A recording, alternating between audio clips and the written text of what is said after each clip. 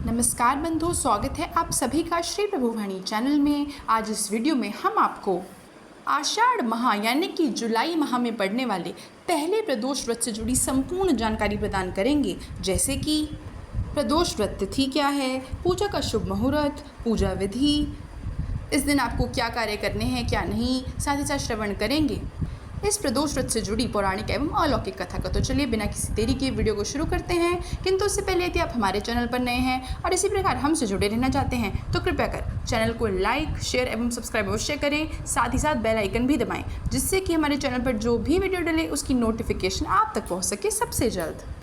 बंधुओं, शास्त्रों में भगवान शिव जी की पूजा का विशेष महत्व है। प्रत्येक माह की त्रयोदशी तिथि को ही प्रदोष व्रत किया जाता है।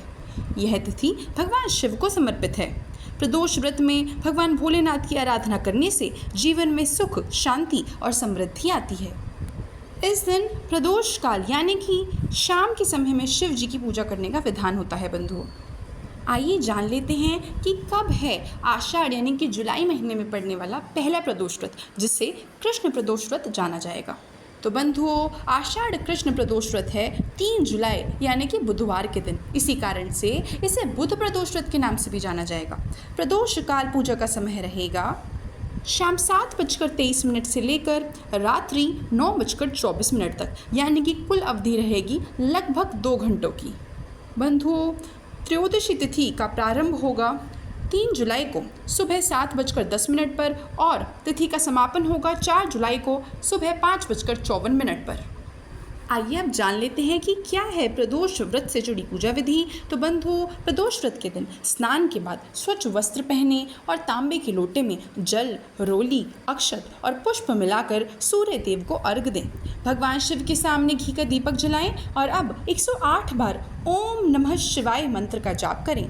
शाम के समय प्रदोष काल में भगवान शिव को पंचामृत यानी कि दूध, दही, घी, शहद और शक्कर से स्नान कराएं और इसके बाद शुद्ध जल से स्नान कराकर रोली मोली चावल धूप दीप से पूजन करें। भगवान शिव को सफ़ेद चावल की खीर का भोग लगाएं। आसन पर बैठकर शिवाष्टक का पाठ, व्रत कथा, जिसका श्रवण हम आपके समक्ष कुछ ही क्षणों में करेंगे, और आरती करें।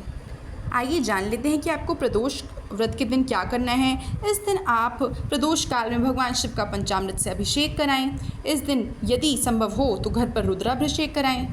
शिवलिंग पर बेलपत्र अर्पित करें और बंधुओं, अपने घर में साफ सफाई का सर्वाधिक ध्यान रखें। इस दिन स्वच्छ वस्त्र धारण करके ही भगवान शिव और सूर्य जी की पूजा करें।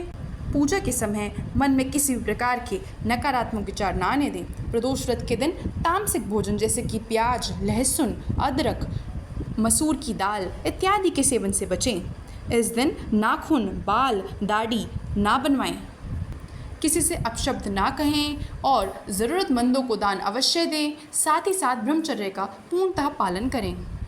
आइए अब श्रवण कर लेते हैं बुध प्रदोष व्रत से जुड़ी पौराणिक कथा का। तो बंधुओं, कथा के अनुसार प्राचीन काल में एक विधवा ब्राह्मणी अपने पुत्र को लेकर भिक्षा लेने जाती थी और संध्या को लौटती थी।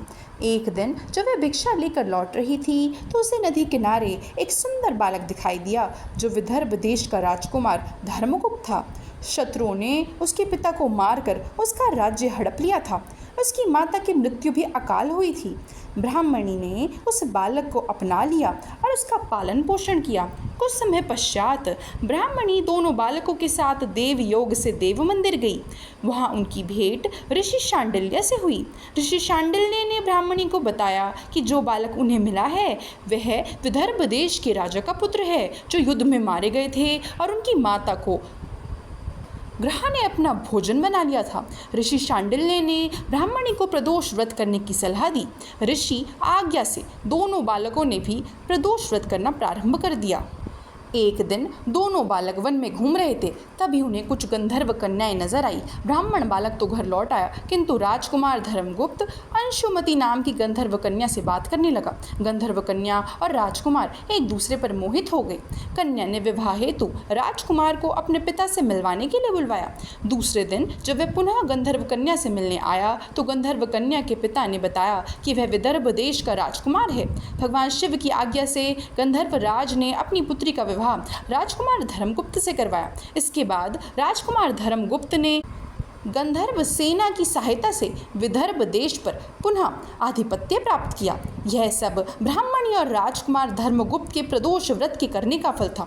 स्कंद पुराण के अनुसार जो भक्त प्रदोष व्रत के दिन शिव पूजा के बाद एकाग्र होकर प्रदोष व्रत कथा सुनता या पढ़ता है उसे 100 जन्मों तक कभी दरिद्रता का सामना नहीं करना पड़ता।